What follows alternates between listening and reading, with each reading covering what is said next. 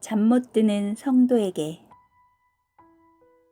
샬롬, 이 시간도 평안한 시간 되기를 바랍니다.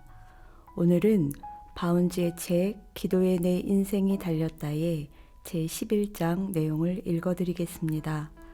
11장의 제목은 믿음의 기도가 기이한 일을 일으킨다입니다.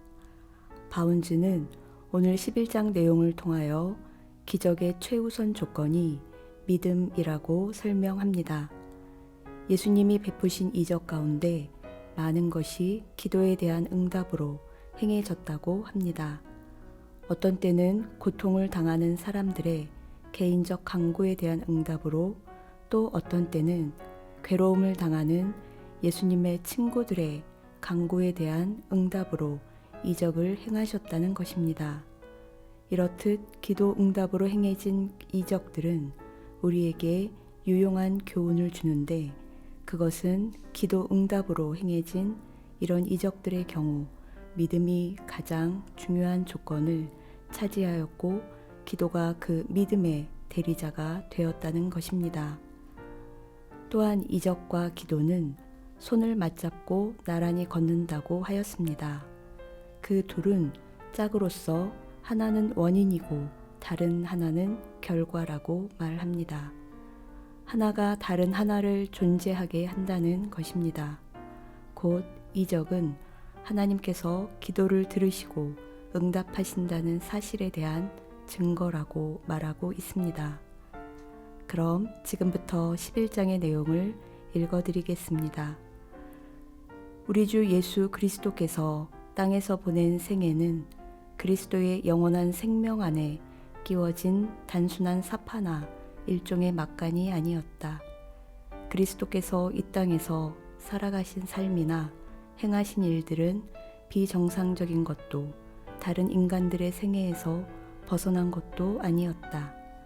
대신 그것은 독특한 그의 특성이었다. 그리스도께서 행하신 이적들은 실물 교육이었다. 그것들은 살아있는 그림이었다. 그것들은 우리에게 무엇인가 말한다. 그것들은 예수 그리스도의 비할 데 없는 능력을 보여줌과 동시에 고통당하는 인간에 대한 예수님의 깊은 연민을 일깨워준다. 그것들은 끝없이 다양하게 이적을 베푸시는 예수님의 능력을 우리에게 밝혀준다. 예수님이 베푸신 이적들 가운데 많은 것이 인간을 불쌍히 여기는 마음의 움직임으로 예수님의 능력에 대한 예수님 자신의 요청에 의해 인간들의 고통과 필요에 대한 예수님 자신의 요청에 의해 행해졌다. 그러나 예수님은 그런 이적들 가운데 많은 것을 기도에 대한 응답으로 행하셨다. 어떤 때는 고통을 당하는 사람들의 개인적인 간구에 대한 응답으로 이적을 행하셨고, 또 어떤 때는 괴로움을 당하는 예수님의 친구들의 간구에 대한 응답으로 이적을 행하셨다. 그리고 기도 응답으로 행해진 그런 이적들은 기도와 관련하여 우리에게 매우 유익한 교훈을 준다. 그 교훈이란 기도 응답으로 행해진 이런 조건부 이적들의 경우에 믿음이 수위의 조건을 차지하였고, 기도가 그 믿음의 대리자가 되었다는 사실이다. 마가복음 6장 5절 6절 말씀은 다음과 같다.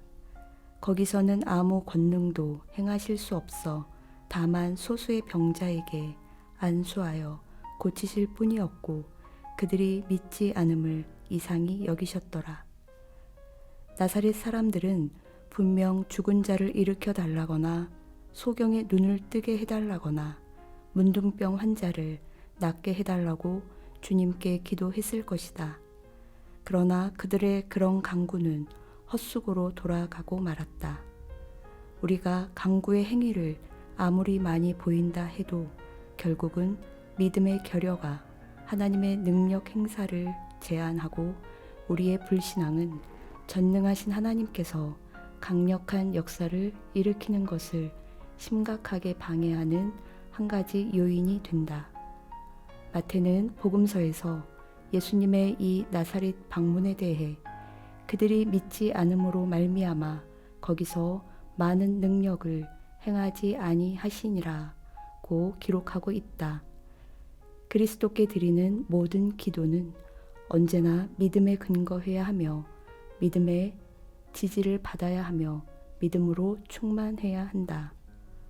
하나님으로부터 명확하고 즉각적이고 실증할 수 있는 응답을 받기 위해 기도하는 법을 진정으로 알게 된다면 우리의 믿음이 더욱 드넓게 확산될 것이고 더욱 일반적인 것이 될 것이고 더욱 깊어질 것이고 이 세상에서 더욱더 강력한 힘을 행사하게 될 것이다.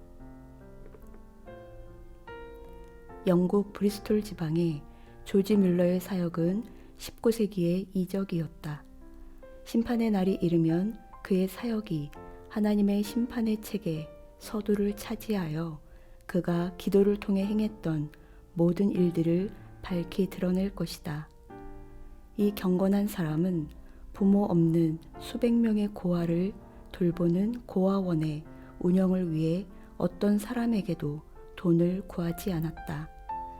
그의 일상적인 업무는 고아원에 필요한 모든 것을 언제나 하나님께 구하는 것이었다. 그가 그렇게 기도하여 하나님께 응답받은 것들에 대한 기록을 읽어보면 정말로 사도시대의 기록을 읽는 것 같은 느낌이 든다. 그는 모든 것을 위해 하나님께 기도하였고 하나님께서 자신의 모든 필요를 공급하실 것을 절대적으로 믿었다. 그는 고아원 운영에 필요한 것들을 공식적인 서류로 작성하여 외부에 돌리는 대신 오직 기도했으며 고아들은 모든 좋은 것들을 부족함 없이 누리면서 지낼 수 있었다. 루터는 그리스도인의 직업은 기도하는 것이다 라고 말했다. 기도의 직업에서 숭령공이 되려면 엄격한 도제 훈련을 받아야 한다. 그러나 오늘 이 시대에 이 기도의 직업에 종사하는 숭령공들을 찾아보기 어렵다는 것도 사실일 뿐 아니라 많은 사람들이 이 기도의 직업에 숙달하기 위해 도제 훈련을 받은 적조차 결코 없다는 것도 사실이다. 아, 우리 모두가 그리스도인의 직업이 기도하는 것임을 제대로 깨달았으면, 그래서 날마다 그 직업에 종사하며 살았으면, 그리하여 우리 자신을 위해 크나큰 영적 재산을 축적하였으면. 오늘 들은 내용은 어떠셨습니까? 하나님의 통치 안에 있는 기도의 힘은 어떤 힘보다 강력하다고 했습니다. 자연의 모든 힘을 비롯한 다른 모든 힘들은 기도의 힘 앞에서 한풀 꺾일 수밖에 없다고 하였습니다. 태양과 달과 별들은 우리 기도에 응답하시는 하나님의 통치 아래 있습니다. 비와 햇빛과 가뭄은 하나님의 뜻에 순종합니다.